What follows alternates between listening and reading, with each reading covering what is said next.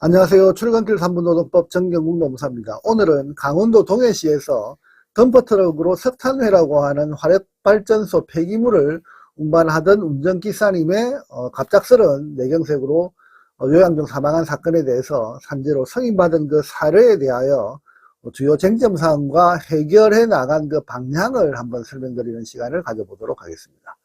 먼저 사건의 개요를 한번 설명드리면 덤퍼트럭 운전기사님의 나이는 64세였습니다. 그리고 평소 간 이식을 받으셨던 분으로 건강관리는 나름대로 잘 하고 계셨던 분이었습니다. 덤퍼트럭 운전을 하신 지는 꽤 오래되었지만 과거 트럭에서 낙상한 사고와 간 이식 등으로 인해서 몇 년간 쉬시다가 트럭 운전을 하셨고, 이처럼 다시 트럭 운전을 하신 지 한 2년 정도 만에 갑자기 발생한 뇌경색으로 쓰러져 최종 사망하신 분입니다. 사건을 시작하면서 유족과 상담하는 중에 유족 측에서 우려하고 있던 사항 몇 가지를 한번 제가 설명드리면 다음과 같습니다. 첫째, 기존에 간 이식을 받았던 부분은 산재 인정받는데 문제가 되지 않는지에 대한 부분이었고, 둘째, 회사가 협조가 전혀 안 될 것 같은데 어떻게 해야 할지에 대한 부분, 그리고 셋째, 근무 시간을 나름대로 산출을 해봤는데 한 주 평균 근로시간을 최대한 확보하는 그 방법은 없는지 등에 대해서 상당히 궁금해 하셨던 것으로 기억합니다.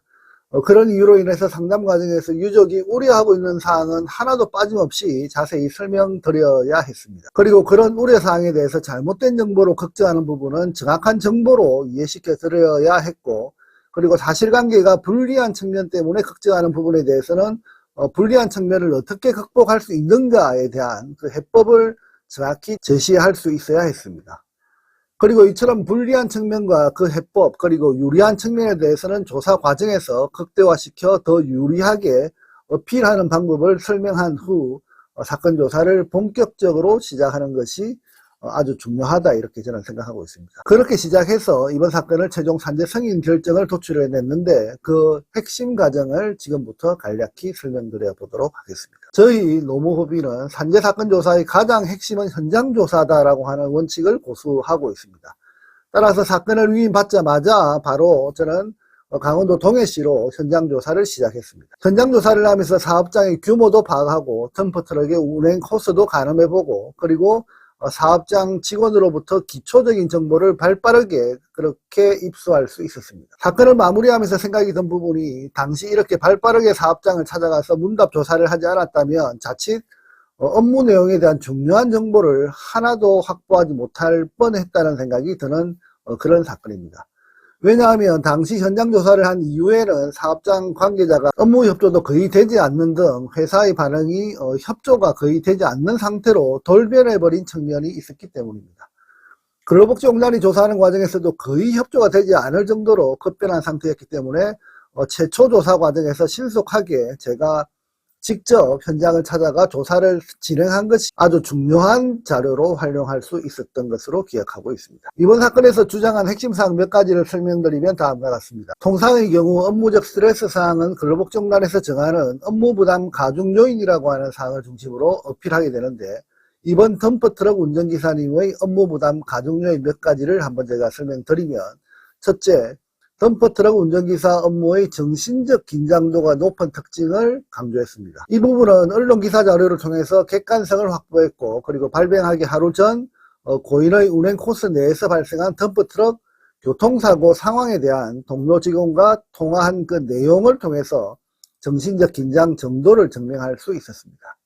그 외에 석탄회라고 하는 화력발전소 폐기물의 3차 과정에서 발생 가능한 사고 상황, 이런 사고 상황과 관련된 언론기사 자료를 통해서 확인을 했고, 그리고 해당 자료를 근거로 주장할 수 있었습니다. 그리고 두 번째, 휴일이 부족한 업무 유형 부분에 대해서도 주장할 수 있었습니다. 고인의 운행일지를 통해서 고인의 근무 패턴을 3개월치 분석했는데, 근무 주기를 분석한 결과 월 평균 2.6일 휴일 상황을 확인했고, 이런 상황은 결국 월 평균 3일 이하의 휴무일에 해당하는 휴일이 부족한 업무 상황을 증명할 수 있었습니다.